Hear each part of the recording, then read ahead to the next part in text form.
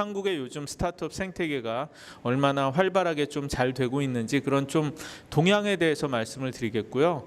어떻게 보면은 이렇게 경북 지역의 이런 생태계라든지 상황하고 뭐 크게 관련 없는 서울 이야기라고 하실 수도 있을 것 같은데요. 일단 한번 들어보시고 어떻게 하면 이 경북 지역에도 이런 그 활발한 스타트업 생태계를 만들 수 있을지, 어떻게 하면은 수도권과 이런 것들 시너지 효과를 내서 이 경북 지역에 맞는 그런 기업들을 좀 키울 수 있을지에 대해서 한번 뭐 저도 같이 이렇게 생각해보는 그런 시간이 됐으면 합니다.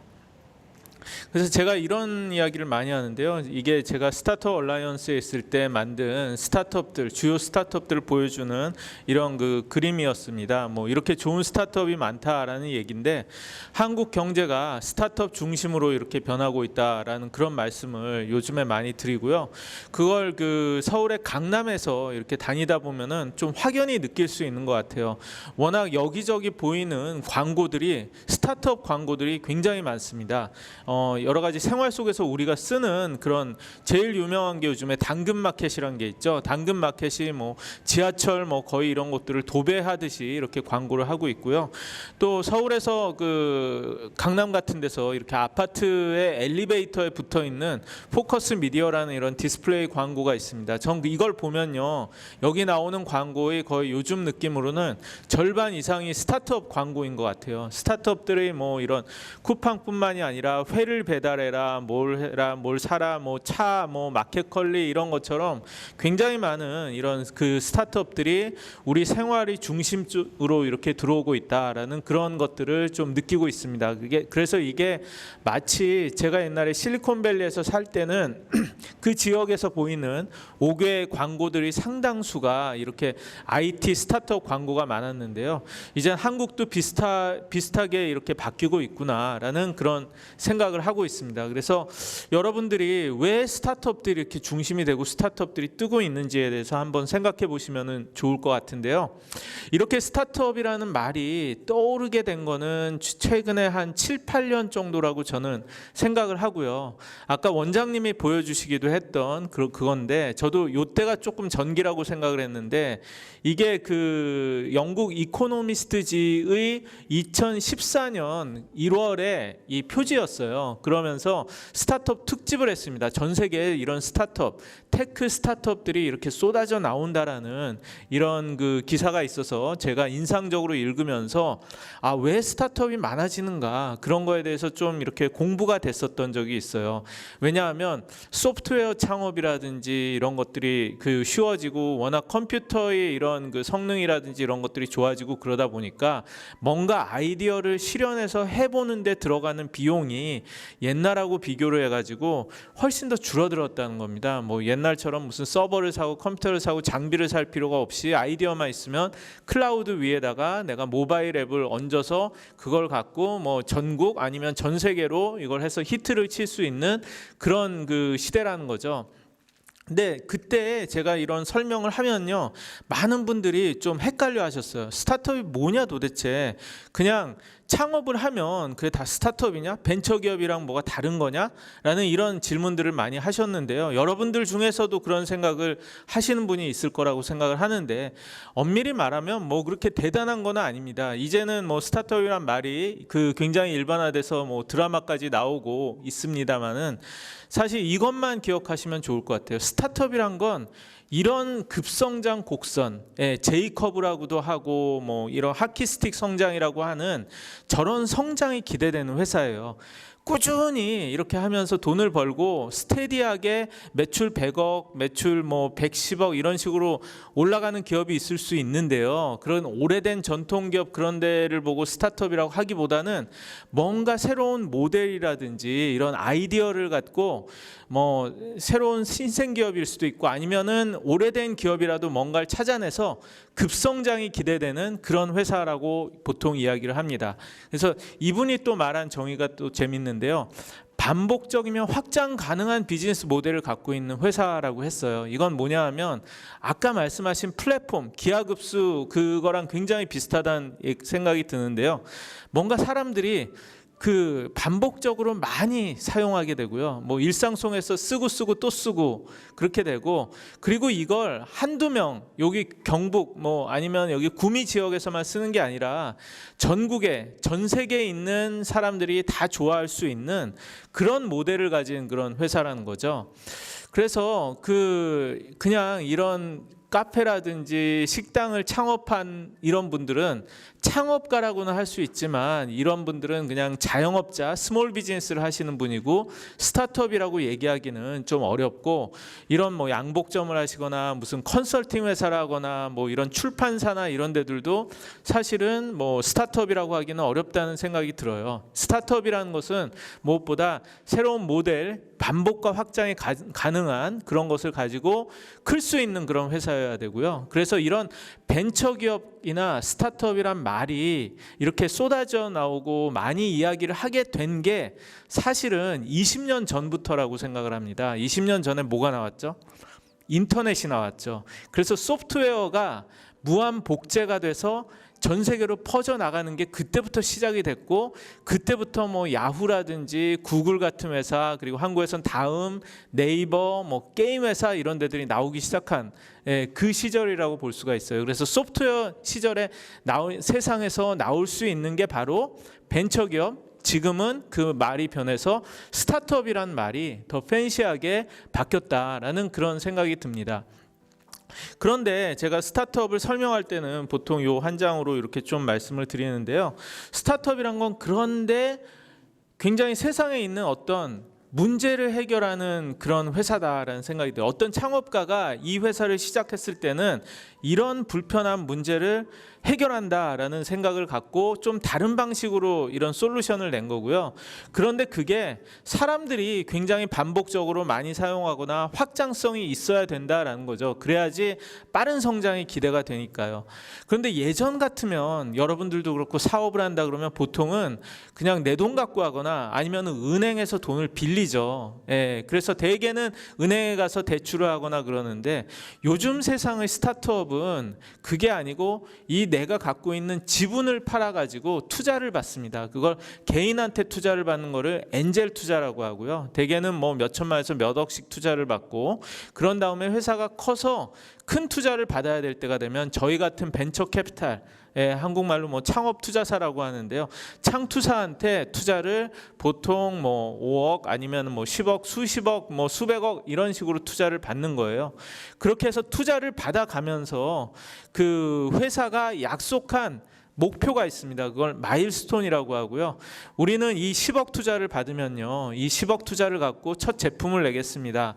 20억 투자를 받은 거를 가지고 유료화를 해서 매출을 10억까지 내겠습니다. 뭐 이런 목표들이 있어요. 그래서 그런 목표들을 달성을 해 나가면서 밸류에이션, 그러니까 기업 가치를 높여가면서 돈을 더 투자를 받는 겁니다. 예를 들어서 제가 뭐 10억짜리 회사를 처음에 만들어서 1억을 투자받았다 그러면, 그 다음에 제품을 내서 이게 잘 되고 매출이 올라가고 하니까 이 회사가 지금은 50억 가치예요. 그러면서 10억을 또 투자를 받으면서 지분을 20%를 내주고 이런 식으로 한 다음에, 그러면 저희 같은 벤처 캐피탈은 제가 제 돈으로 투자하는 게 아니거든요. 저도 예를 들어서 뭐 그 경상북도에서 저한테 뭐 저희 펀드에다가 뭐 50억을 맡겨줬다. 그렇게 하시면은 그러면 8년 안에 그 돈을 돌려줘야 됩니다. 그래서 나중에 그 펀드의 기한이 다 되기 전에 그 회사는 그 돈을 돌려줘야 돼요. 근데 그걸 할 수 있는 방법이 엑싯이라고 하는데, 그게 두 가지가 있습니다. 하나는 IPO라고 해가지고 주식시장에 상장하는 거고요. 또 하나는 그 회사가 더 큰 회사에 이렇게 좋은 값에 팔리는 거죠. 그걸 엑싯이라고 하고요. 그래서 이게 바로 스타트업에 있어서 되게 중요한 그거라고 생각을 하고요. 그래서 스타트업이란 것은 기본적으로 급성장을 하는데, 대개는 그 성장 과정에서 은행에서 대출을 하는 게 아니라 벤처 캐피탈, 말 그대로 모험 자본, 이 회사가 망할 수도 있지만 나중에 큰 대박을 내는 것을 기대를 하고 투자해주는 이런 그 투자 자본들이 투자해주는 게 다르다라고 말씀을 드릴 수가 있습니다.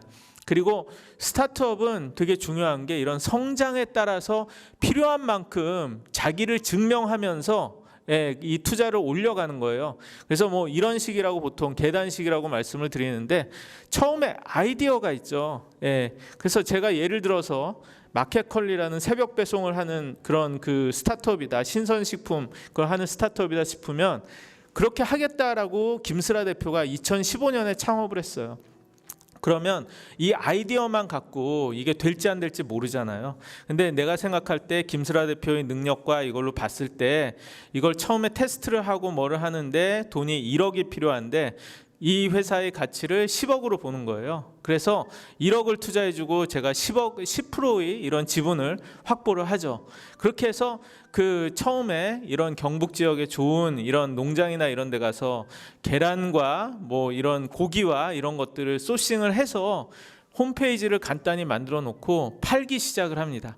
그런데 굉장히 좋은 제품을 판다고 이렇게 강남에서 이렇게 소문이 나면서 사용자들이 수천 명이 되고 이게 갑자기 올라가는 걸 보여주기 시작을 했다고 생각을 해보세요.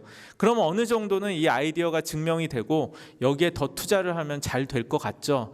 그 단계에서 벤처 캐피탈에 가서 10억을 투자해 달라고 합니다. 10억을 투자해 달라고 하면서 뭐 기업 가치를 한 예를 들어서 70억 정도로 하겠다, 뭐 이런 식으로 하죠. 그럼 70억에 10억을 투자받으면은 나중에 기업 가치가 80억이 되는 거고요. 그러면은 지분을 10몇 프로를 또 내주는 게 되는 거죠. 그렇게 해서 그 투자받은 돈으로 해서 그 또 투자를 해서 홈페이지를 하고 물류 창고를, 냉장 창고를 빌리고 그때부터 새벽에 배송을 해주면 좋겠다라는 생각을 해서 그런 아이디어로 시작을 했는데 폭발적인 성장이 일어나면서 너무나 잘 되고 이걸 수요를 감당할 수가 없는데 그걸 맞추려면은 더 창고도 해야 되고 사람도 뽑아야 되고 지금 엄청 돈이 들어갈 것 같다라고 생각을 해보십시오. 그래서 100억이 필요해요. 예. 그러면 갑자기 이 회사가 너무너무 잘 될 것 같으니까 이 김슬아 대표라는 창업자가 벤처 캐피탈들을 여러 군데를 쫓아가 가지고 투자를 해달라고 합니다. 그런 방식으로 해서 우리 회사의 가치가 500억이라고 주장을 하는 거예요.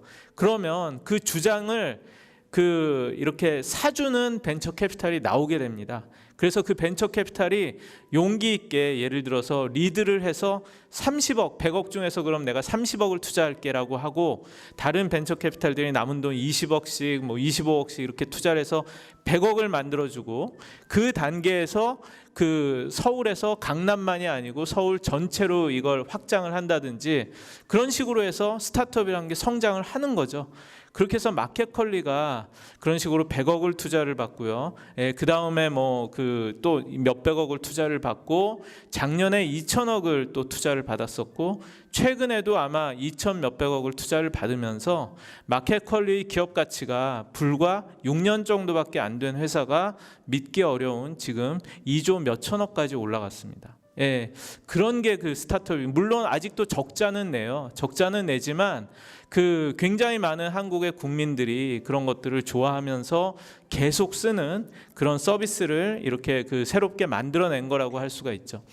다만 여러분들이 생각해 보셔야 될 게 이게 말이 쉽지 대부분은 그 과정에서 망해요. 예, 저희 같은 벤처 캐피탈은 망하는 걸 무릅쓰고 투자를 하는 겁니다. 그래서 여기 보시면 이게 빨간 게 리스크거든요. 망할 수 있는 리스크.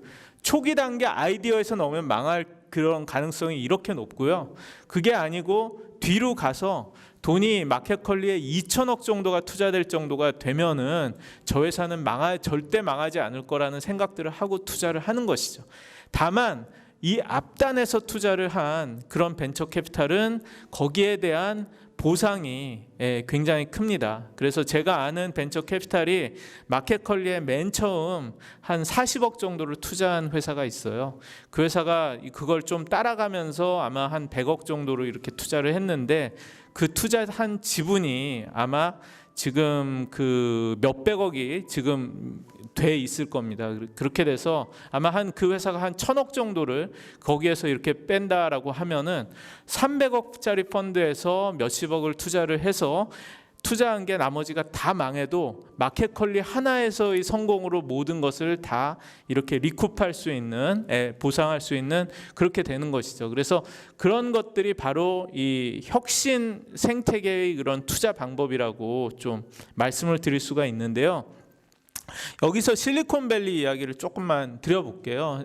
저는 뭐 실리콘밸리에서 그 25년 동안 오가고 실리콘밸리에서 좀 공부도 하고 살아보기도 하고 그러면서 실리콘밸리를 오랫동안 좀 지켜봐 왔어요. 저기에서 근데 제가 실리콘밸리를 다니면서 살면서도 사실은 처음에 이해가 안 됐던 점들이 있는데 여러분들이 아시는 웬만한 혁신 기업들은 거의 다 실리콘밸리에 있어요. 예를 들어서 구글이라든지 애플이라든지 테슬라라든지 넷플릭스라든지 다 실리콘밸리에서 시작했거나 페이스북이라든지 보스턴에 시작했는데 실리콘밸리로 이사를 왔어요.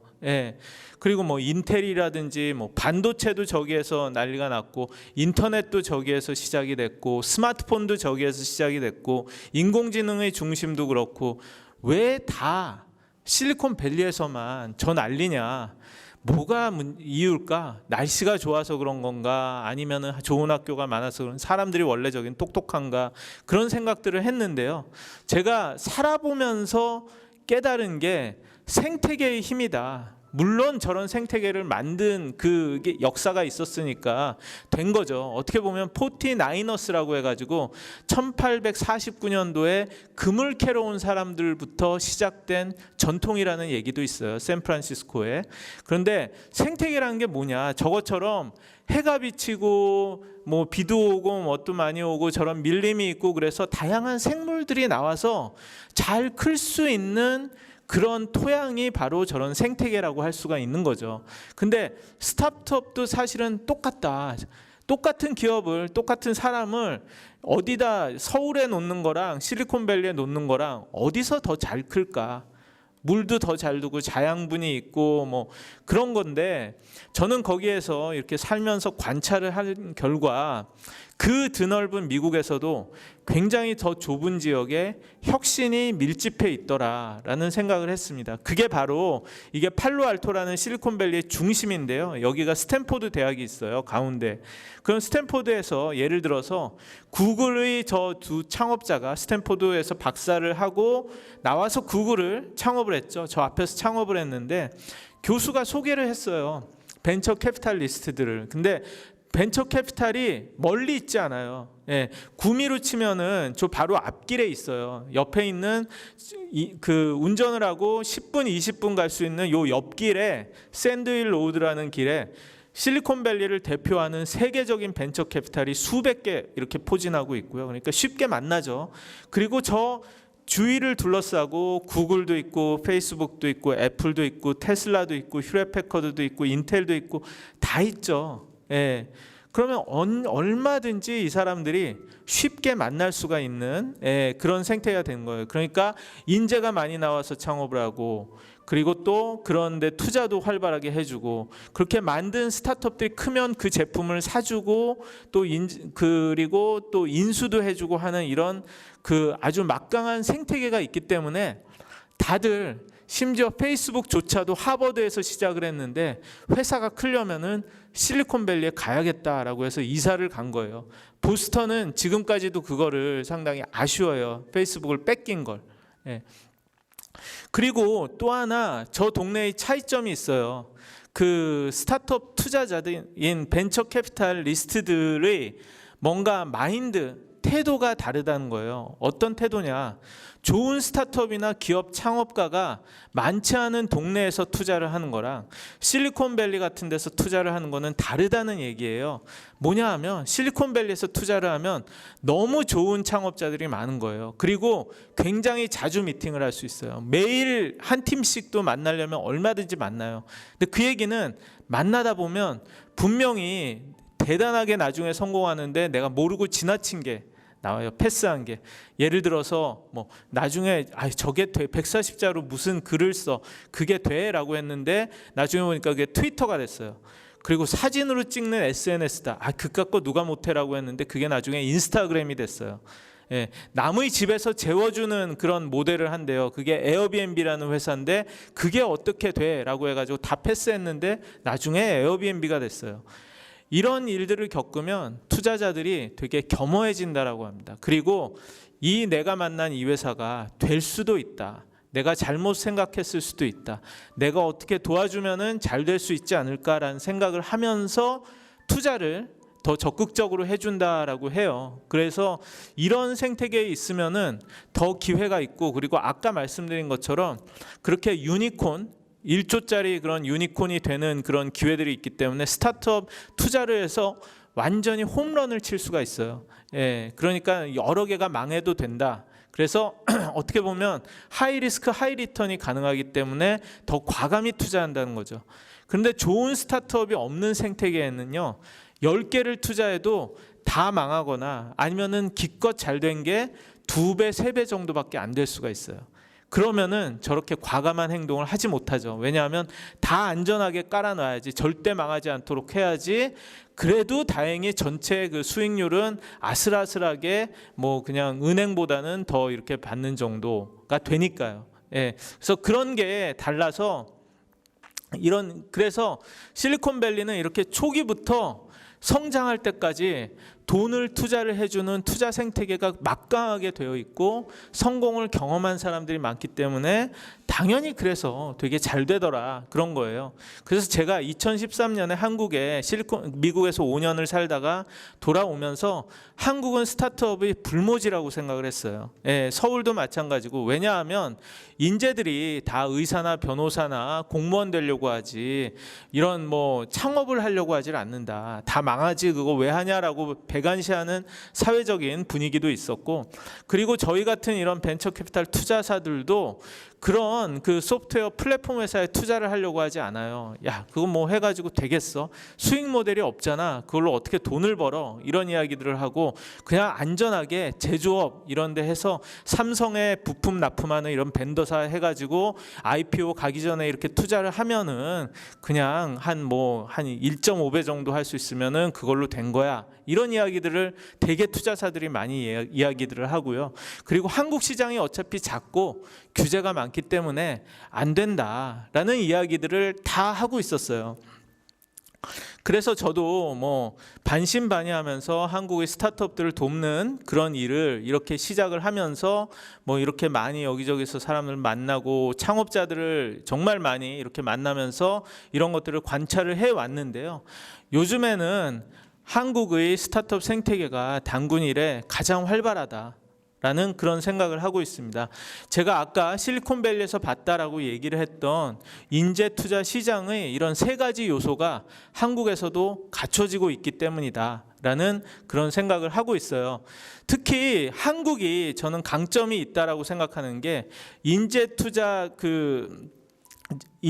시장 외에 또 굉장히 어떻게 보면은 중요한 게, 미국은 자유방임이지만 정부가 잘해줘야 되는 거예요. 공공이 잘해주고 이런 회사들이 클 수 있도록 도와주고 규제를 없애주고 이런 것들이 되게 중요한데, 제가 많은 나라들을 다니면서 이렇게 얘기도 해보고 발표도 해보고 그랬었는데, 그러면서 느끼는 게 한국 정부의 이런 그 스타트업 지원은 세계 최고 수준이더라 라는 생각을 했습니다. 이거는 꼭 정권 정치 성향 이걸 떠나서요, 지난 정권서부터 해서 창조 경제라든지 이런 식으로 해서 이어지면서 이런 스타트업 창업을 지원하는 이런 기조가 이어져 왔다라는 게 중요하고요. 특히 이 중소기업청이 부처로 승격을 하면서 잘 이렇게 지원이 더 늘어난 것도 있고, 그리고 이런 스타트업에 대한 아까 말씀드린 벤처 투자가 늘어나도록 이런 그 모태펀드라든지 성장금융 같은 것들을 만들어서 저희 같은 벤처 캐피탈에 돈을 이렇게 출자를 해준 게 굉장히 큽니다. 그리고 또 팁스 프로그램이라는 게 있어요. 초기에 이런 공공에서 이 좋은 스타트업을 알아봐서 투자하기가 어려우니까 괜찮은 초기 투자사들을 선정을 해서 그 초기 투자사들이 1억을 투자를 하면은 정부 쪽에서 매칭을 해서 5억이라든지 9억까지 밀어주는 거예요. 이건 그 이스라엘의 프로그램을 벤치마킹한 건데, 이 팁스를 통해서 지금까지 거의 1,000개가 넘는 그런 스타트업들의 지원이 잘 이루어져서 굉장히 이게 인기가 있고요. 창조경제혁신 센터도 있고 뭐 이런 공공기관들을 스타트업 지원 센터로 만들어주는 이런 것들도 있고, 그래서 사실 그 굉장히 그런 게 한국 정부, 한국의 그런 강점이라고 말씀을 드릴 수가 있고요. 이런 상황에서 투자금이 지난 그 10년 동안 5배 이상 늘었다라고 볼 수가 있어요. 그래서 예전에 한 10년 전에 보면 뭐 한 1, 2조 정도 벤처 투자가 된다라고 생각을 했으면 지금은 한 8조 원 이상이 연간 스타트업에 투자되고 있다라고 해도 과언이 아닙니다. 그래서 충분한 자본이 이렇게 유입되고 있고, 그리고 투자사들이 굉장히 많아졌어요. 저희 같은 벤처 캐피탈 창투사, 중소기업 벤처부에서 라이센스를 받은 회사가 170개가 넘었고요. 그리고 또 신기사라고 해가지고 금융위 쪽에서 받은데 엑셀러레이터 뭐 이런 것들을 합치면은 사실 창업을 하시는 분들이 뭐 그 발품만 풀면 얼마든지 투자사들을 많이 만날 수가 있고요. 또 하나 중요한 것은 그 스타트업으로 많은 인재들이 몰리기 시작했다는 거예요. 그래서 이 인재들이 몰리는 게 처음엔 해외 유학파들이 많이 창업을 하다가 카이스트 출신들이 나와서 이렇게 성공한 사람들이 많으니까 후배가 따라가고, 다른 연구 중심 대학들, 그러니까 뭐 포항공대라든지 유니스트라든지 이런 데들도 자극을 받아서 창업 지원도 하고 많은 이런 그 인재들이 창업을 하고 있고요. 그리고 뭐 맥킨지나 BCG 같은 컨설팅 회사, 그리고 최근에는 대기업 출신들도 나와서 굉장히 많이 창업을 하고 있습니다. 또 좋은 훌륭한 여성 창업자들도 많고, 한번 창업을 해서 성공한 사람들이 다시 시도하는 걸 연쇄 창업이라고 하는데, 연쇄 창업자들도 굉장히 많아지고 있어요. 또 하나 흥미로운 것은 한국 창업자들이 무대가 이제는 좀 글로벌이 돼서 아예 실리콘밸리로 이렇게 도전을 해서 뭔가 이렇게 확장하고 있는 그런 사람들도 많고, 미국에서 공부를 했는데 미국에서 뭐 로봇공학을 박사학위를 받고 배터리 박사학위를 받은 이런 분들이 현지에서 아예 저런 로봇 스타트업, 배터리 스타트업을 창업을 하고 그 돈을 또 한국에서 이렇게 또 펀딩을 받는 이런 일들도 많이 있습니다. 그리고 한국 시장이 작다고 우리는 항상 뭐 한탄을 하고 그렇게 많이 이야기를 했는데요. 이제 느끼는 것은 사실 여러분들도 느끼실 텐데 한국이 그렇게 아주 작은 나라는 아니죠. 그래서 3만 불 이상 소득을 올리는 5천만 인구를 가진 나라가 뭐 7개밖에 없다, 그런 이야기를 하는데 꽤 구매력을 가진 인구가 몰려있는 나라기도 하고요. 그리고 또 보면 한국의 젊은 세대들, 그러니까 MZ세대라고 하는데 밀레니얼하고 G세대들을 보면 굉장히 새로운 것들을 좋아하고 얼리 어댑터 성향을 가지고 있습니다. 뭐 명품이라든지 이런 거 그런 많이 사고 뭐 그런 것들이 있어서요. 그 미국, 일본 등 선진국 시장처럼 컨텐츠 유료화, 뭐 넷플릭스 같은 거 보는데 돈을 아끼지 않고 월 구독, 전자책 서비스 막 이런 것들 해가지고 뭐 쓴다든지 구독형 서비스 막 이런 것들을 많이 쓰기 시작을 하면서 한국 시장이 더 이상 해적판, 공짜 이런 게 범람하는 게 아니라 뭐 미국이나 일본 같은 마켓하고 거의 같이 가고 있어요. 그렇기 때문에 한국에서 뭔가 성공적인 서비스를 일찍 만들어서 글로벌 진출을 하는 그런 것들도 좀 가능하게 된다. 그래서 굉장히 혁신적이고 흥미로운 이런 그 서비스들이 스타트업에 의해서 굉장히 많이 나오고 있습니다. 그래서 좋은 스타트업들이 굉장히 많이 나오고 있다는 것을 저희가 피부로 느끼는 게, 제가 7년 전에 스타트업 얼라이언스 센터장을 할 때 10억 이상 투자를 받은 스타트업들을 모아서 이렇게 스타트업 지도라고 이렇게 만든 적이 있어요. 그래서 여기에 한 80개사가 들어가 있었는데 이것만 보고도 굉장히 좋은 데들이 많다라는 이런 생각을 그때만 해도 했었는데, 이게 지금 계속 업데이트를 하고 있는데 이제는 한 1000개 정도가 됩니다. 그래서 하나하나가 되게 괜찮은 스타트업이고, 여기에서 보면 100억 이상 투자를 받은 회사도 300개가 넘고요. 300억 이상 투자를 받은 스타트업도 뭐 한 거의 100개가 됩니다. 이 정도 투자를 받았다는 거는 기업 가치를 거의 1000억 이상으로 받았다라는 얘기예요. 그러니까 이미 뭐 코스닥 같은 데 상장을 해도 문제없는 회사들이 옛날 같으면 매출을 어떻게 올려, 그런 생각들도 많이 했었는데요. 이게 2017년, 18년, 19년을 기준을 이렇게 봤을 때 이런 그 회사들, 스타트업 중에 잘 나가는 회사들이 매출을 뭐 5천억 몇 천억씩 이렇게 올리는 걸 보실 수 있을 겁니다. 그래서 배달의 민족이 그 2019년 매출이 5천억이었고요. 마켓컬리가 2019년 매출이 4천억 정도가 됐는데 저게 불과 한 3, 4년 사이에 저 정도로 몇백억에서 올라가고 그런 거니까 아까 말씀하신 것처럼 기하급수적으로 성장하는 그런 회사들이 한국에서도 많이 나오고 있다라는 그런 말씀을 드릴 수가 있겠습니다. 여성 스타트업도 많아지고 있고요. 소셜 벤처, 사회적 문제를 해결하는 소셜 벤처들도 많아지고 있고 또 그 기술 스타트업은 없지 않냐. 다 어떻게 보면 가벼운 아이디어 해외에 있는 거 베껴서 만드는 거 아니냐. 이런 이야기들도 많이 했었는데 최근에는 이런 그 이공계 인재들이 많이 창업을 하면서 이런 자율주행 스타트업, 뭐 인공지능 스타트업, 뭐 로봇 스타트업, 빅데이터 스타트업 이런 것, 블록체인 스타트업 이런 것들도 굉장히 많고요. 최근에는 반도체 스타트업이 나오기 되게 어려울 거라고 생각했던 반도체 분야에서도 무슨 인공지능 반도체를 만든다고 도전하는 스타트업이 나와서 한 번에 800억을 투자를 받은 그런 일도 최근에는 있었습니다. 그러면서 한국에 이런 그 실리콘밸리처럼 스타트업 밀집지대라고 할 수 있는 데가 나왔고요. 그게 바로 테헤란로라고 생각을 하고요. 강남의 테헤란로에 굉장히 많은 스타트업들이 이렇게 들어왔는데 이게 어떻게 보면은 생태계가 형성되는 과정입니다.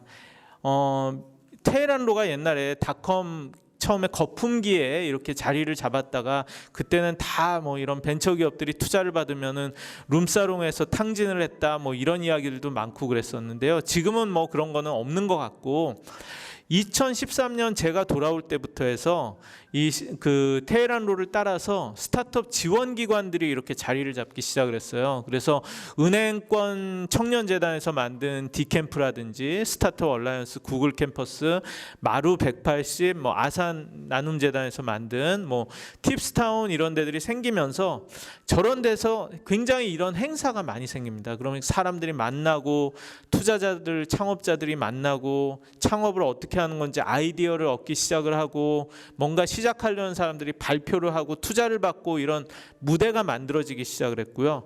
그러면서 따라오기 시작한 게 몇 년 뒤에 위워크를 시작으로 해서 공유 오피스들이 생겼어요. 굉장히 멋진 공간인데 저희 이 설릉에 근처에 있는 건데 제가 이 그림을 이렇게 그려놓은 게 스타트업 얼라이언스가 있는 저 빌딩 좌우로 예전에 없었는데 위워크, 뭐 싱가포르에서 온 공유 오피스, 한국의 스파크 플러스, 패스트 파이브 이런 공유 오피스들이 가득 들어차기 시작을 하면서 투자를 받은, 제가 아까 보여드린 투자를 받은 그런 스타트업들이 자기 돈으로 임대료를 낼 수가 있잖아요. 그러니까 다 저런 공간에 들어가는 거예요. 그래서 저렇게 스타트업이 테헤란로를 따라서 자리를 잡기 시작을 했고 이런 그 클러스터를 만들기 시작을 했는데 아니 강남이 제일 임대료도 비싸고 그런데 왜 강남에 있을까? 그게 궁금해서 제가 많이 이렇게 좀 물어봤는데 다들 하는 얘기가 그겁니다. 일단은 아까 그거랑 비슷한데 첫 번째로는 사실 인재를 구하기가 쉽대요. 채용을 해야 되는데 스타트업도 많고 IT 기업도 많기 때문에 거기에서 있는 그런 인재들이 이동을 원하거나 그럴 때 그 채용 인터뷰에 일단 뭘 채용 공고를 내면 오는 그 숫자가 다르고 소프트웨어 엔지니어를 이렇게 뽑아야 되는데 그런 엔지니어를 구하기가 쉽다. 그리고 투자사들이 다 강남에 있다. 그래서 투자사들하고 미팅을 하기가 되게 편하고 그리고 그 구매력이 있는 그런 시장이죠. 그러니까 마켓컬리라든지 이런 데들이 거기서 시작을 했기 때문에 이런 것들이 좀 발생을 한 것 같아요. 그리고 요새는 강남에서 비싸져서 이렇게 이동을 하는 게 또 성수 쪽으로 이동을 하면서 성수도 이런 그 스타트업의 집적지가 이렇게 되고 있습니다.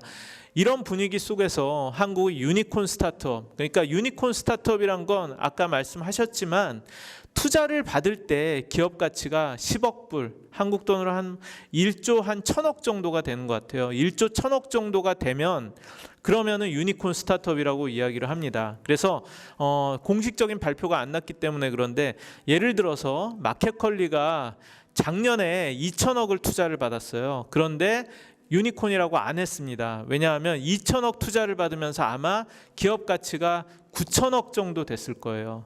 예, 그러니까 투자를 받아서 아직은 1조 1천억이 안 넘었으니까 유니콘이라고 안 했는데 이번에 투자를 받은 걸 공식 발표를 하면은 공식적으로 유니콘이 되는 겁니다. 예, 그래서 회사가 잘 돼서 투자를 받을 필요가 없으면요 유니콘이 될 수가 없어요. 왜냐하면 그 회사의 기업 가치 밸류에이션이 1조를 찍어줘야 되니까. 그래서 2018년 전에는 이렇게 비상장 기업으로 1조 가치라고 하는 회사가 쿠팡하고 옐로모바일밖에 없었어요. 그래서 옐로모바일은 사실은 망한 회사고 그래서 유니콘이 없다고 한탄을 했었는데 2018년 말부터 뭐 토스가 유니콘이 되고 뭐 무신사, 배달민족 이런 회사들이 유니콘이 되면서 유니콘이 늘어나기 시작을 했죠. 여기서 사실 쿠팡도 빼야 됩니다. 왜냐하면 쿠팡은 이미 상장을 했으니까. 배달의민족은 들어갔다가 M&A가 돼서 빠진 거고요. 이런 식으로 늘어나고 있는데 이런 이야기를 하면서 생태계 측면에서 또 되게 고민을 한 게 있어요. 암만 좋은 회사들이 나오면 뭐하냐. 그 회사들이 나중에 엑싯을 해서 그 투자한 거를 이 투자사들한테 벤처 캐피탈한테 돌려줘야지 이게 선순환이 이루어지는데 그렇게 1조의 저런 회사들을 한국에서 M&A들을 안 하는데 인수합병을 안 하는데 대기업이 누가 사냐.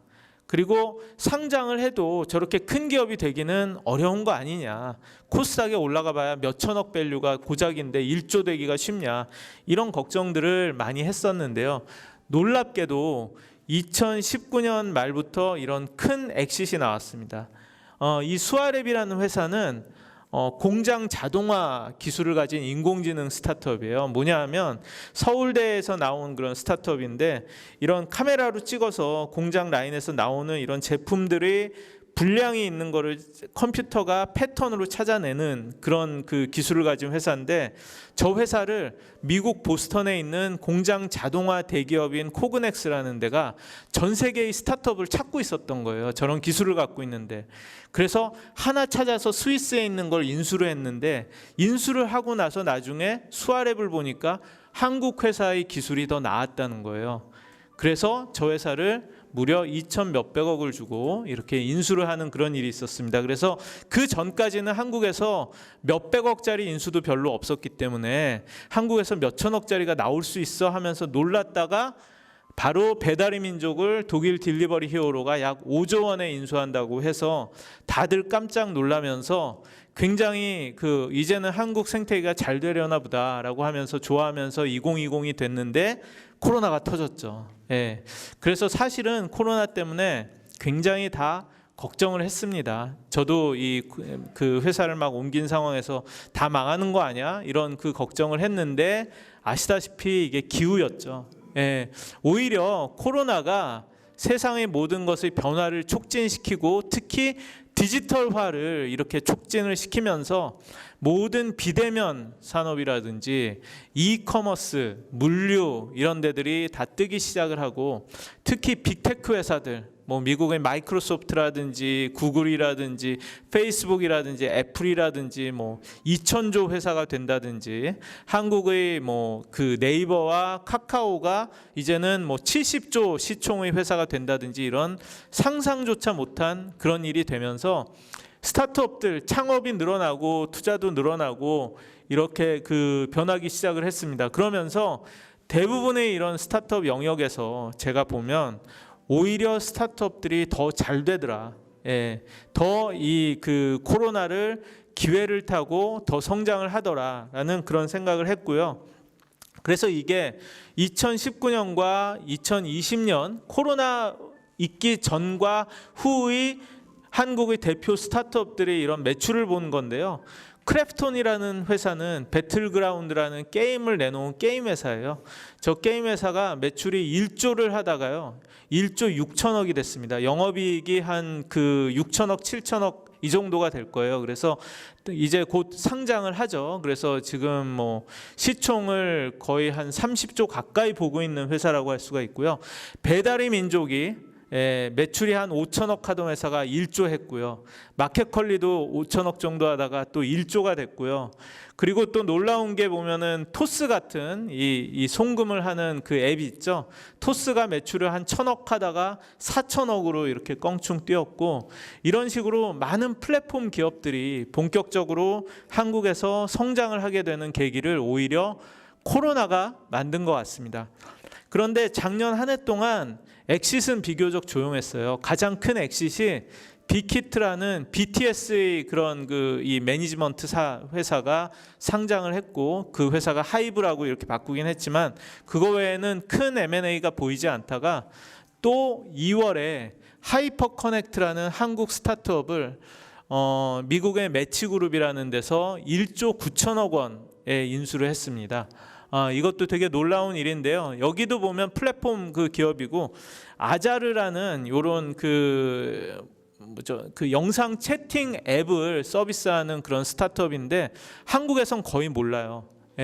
다 중동이라든지 해외에서만 인기가 있습니다. 한국에서는 모르는데 이 회사는 유니콘이 아니에요. 그런데 왜 유니콘이 아니냐 하면 너무 회사가 잘 돼서 돈을 투자받을 필요가 없어서 유니콘이 아니에요. 그런데 그렇기 때문에 창업자가 자기 지분을 별로 안 팔아도 됐기 때문에 이 창업자가 이 회사를 1조 9천억에 매각할 때 자기 지분이 많았어요. 그래서 이 안상일 대표는 아마 한 1조 정도를 엑시트했다라고 지금 알려지고 있습니다. 이런 성공 사례도 한국에서 나왔고, 뭐 쿠팡 말도 많지만 다 아시겠지만 1조 정도 그러니까 100조 정도 한국에서는 상상을 하지 못했던 그 정도 밸류에까지 올라갔었고, 지금 당연히 말도 많고 그렇긴 하지만 밸류가 많이 좀 떨어지기는 했습니다만, 제가 아까 체크해 봤을 때 아직도 한화로 76조 정도의 이런 밸류가 됐습니다. 그래서 거의 네이버 카카오랑 거의 비슷한 시총의 회사라고 이 쿠팡을 볼 수가 있고요. 지그재그라는 패션 플랫폼 회사를 카카오가 1조로 인수를 하는 일도 있었고, 또 웹툰이 되게 잘 됩니다. 웹툰이 이렇게 클 줄 몰랐는데요.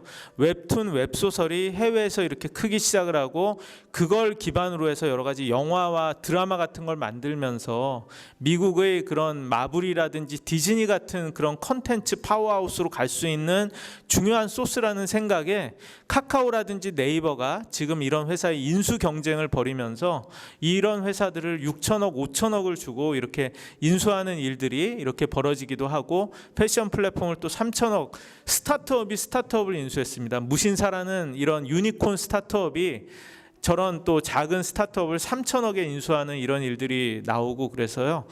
사실 이런 그 분위기 속에서 아까 말씀드린 것처럼 한국 창업자가 실리콘밸리에 가서 하고 있는데, 여기는 1,000억을 투자를 받았고 저기는 한 500억 투자를 받았고, 저쪽에 누미라는 친구는 얼마 전에 6천억 투자를 받는, 이런 사실 단위가 좀 이해가 안 되는 이런 투자를 받은 성공이 나오고 있고요.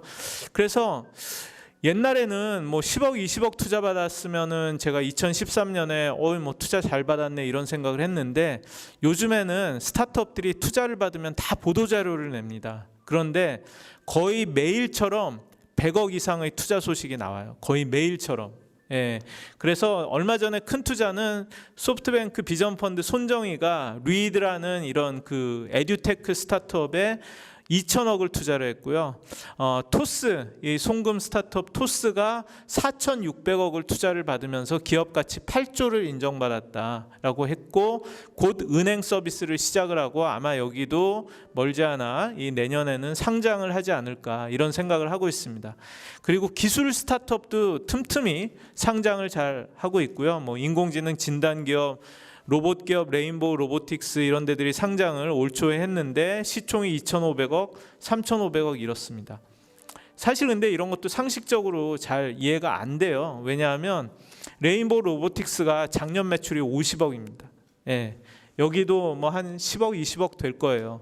가능성을 보고 그런 투자가 이루어지는 거고요. 그리고 요새 한국의 코스닥이라는 상장할 때 테슬라 요건 이런 것들을 만들어서 아직 이익이 없거나 매출이 많이 나지 않았어도 이런 그 기술이라든지 이런 걸로 가능성이 인정되는 데를 과감히 상장시켜주는 이런 식으로 생태계가 바뀌기 시작을 하면서 이런 회사들이 상장을 하고 이런 것들이 좀 가능하게 됐습니다. 어쨌든 코로나로 이런 분위기는 전 세계적인 거고요. 이런 상황에서 전 세계에서 가장 과감한 벤처 캐피탈이라고 할 수 있는 일본의 소프트뱅크가 52조라는 말도 안 되는 순이익을 냈죠. 일본 기업 역사상 최대치인데요. 소프트뱅크가 창업하고 40주년이 됐는데 40주년 만에 저렇게 5조엔의 이런 이 이익을, 물론 회계상 이익입니다만 이걸 냈고요. 이걸 낼 수 있었던 원동력은 쿠팡에 투자한 3조가 30조가 됐기 때문입니다. 예, 그래서 그 소프트뱅크 비전 펀드 이 입장에서 봤을 때는 한국 처음에 투자를 했던 거는 쿠팡밖에 없었는데 최근에 한국 스타트업에 대한 투자가 굉장히 좀 이렇게 과감하게 바뀌면서 한국에 뭐 야놀자에도 투자한다라는 말이 나오고 이런 식으로 바뀌고 있어요. 그래서 이런 분위기 속에서 한국 스타트업 생태계가 되게 분위기가 전 좋아지고 있다라는 생각을 들고요. 뭐냐면 이런 부자 랭킹 같은 게 있잖아요. 뭐 보면 항상 예전에는 돌아가시기 전에 이건희 회장님이 1등이었었는데 이런 것들이 바뀌어서 서정진 셀트리온 회장이 1위가 되고 넥슨 창업자, 카카오 창업자, 뭐 스마일 게임 회사 스마일게이트, 쿠팡 뭐 이런 그 스타트업 창업자들이 쭉쭉 올라오고 있어요. 그래서 이게 재계 순위도 이런 세대 교체가 일어나고 있다라는 생각이 들고요. 이렇게 해서 최근에 성공을 하신 이런 김봉진 대표나 카카오 김범수 의장이나 이런 분들은 생태계의 중요성을 알아요. 그리고 내가 이렇게 도움을 받아서 성공을 했기 때문에 이걸 도와야겠다라는 생각이 있어요. 그래서 그걸 페이드 포워드라고 하는데 기부도 많이 하고 후배들한테 엔젤 투자도 많이 해요. 그래서 김봉진 대표나 저런 성공한 창업자들이 요새 수백 군데씩 한 사람이 투자를 한다는 이야기도 들었어요. 그래서 분위기가 바뀌고 있고 대기업들도 스타트업하고 뭘 해보고 오픈 이노베이션을 하겠다라는 그런 이 변화가 굉장히 크고요.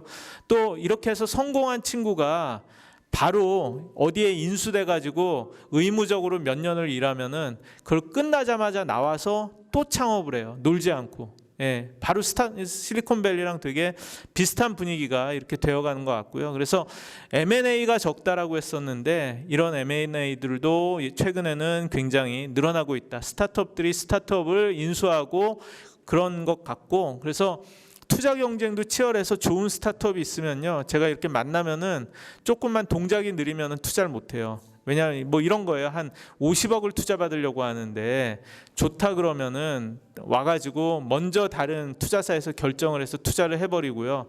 저희가 빨리 투자하겠다라고 말을 안 하면은 이미 50억의 룸이 다 차서 저희가 들어갈 수가 없어요. 예, 이런 분위기고, 그래서 요즘에는 정말 똑똑한 친구들이 예전과는 달리 의사, 변호사 되려고 안 하고 대기업 안 가고 스타트업 쪽으로 어떻게 가서 인생 역전을 해볼까라는 얘기를 하는 친구들이 꽤 많아지고 있는 것 같고요.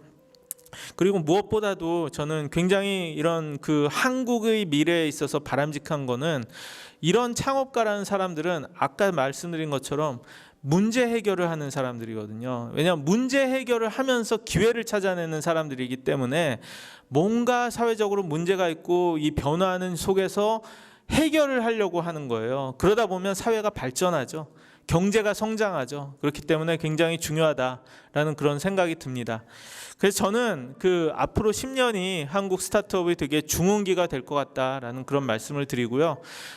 항상 우리는 이스라엘을 많이 부러워해요. 이스라엘이 스타트업 네이션이라고 하고 저렇게 크고 유명한 전 세계적인 그런 기업들을 많이 이렇게 좀 갖고 있는데, 사실 이스라엘도 처음부터 스타트업 강국이었던 건 아니다라는 얘기를 하고요.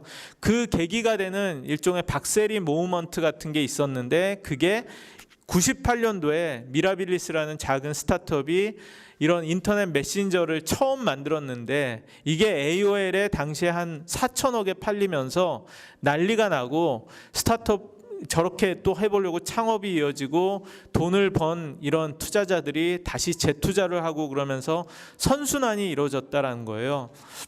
그런데 아까 말씀드린 것처럼 한국은 이런 그 큰 M&A라는 게 2015년까지만 해도 사람들이 아는 게 카카오가 김기사라는 회사를 겨우 600억에 인수한 거여서 저 정도를 가지고 무슨 스타트업 선순환이냐라고 다들 안 될 거야라고 얘기를 했었는데, 지금은 이런 몇 조짜리 몇 천억짜리가 질비하게 이렇게 나오는 그런 상황과 이런 큰 IPO들이 이렇게 좀 이어져 나오는 그런 상황이고, 전반적으로 봐서 스타트업 생태계가 굉장히 좋고 정부도 노력을 하고, 특히 대기업들도 스타트업에 관심이 많고, 그리고 네이버 카카오 사이에 스타트업 인수 경쟁이 벌어진 거죠. 그리고 더 큰 돈을 들여서 인수를 할 수 있게 된 거예요. 왜냐하면 이 두 회사가 시총이 각각 10조 정도밖에 안 될 때는 몇 천억 원짜리 인수하기도 쉽지 않아요. 그런데 지금은 70조짜리 회사가 됐기 때문에 자기 주식 조금만 발행해 가지고 그걸 교환해도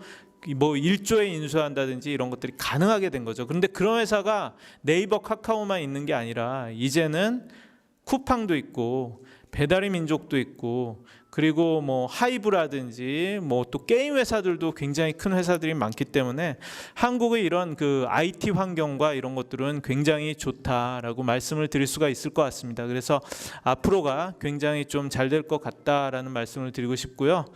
제 발표는 여기까지 하도록 하겠습니다. 감사합니다.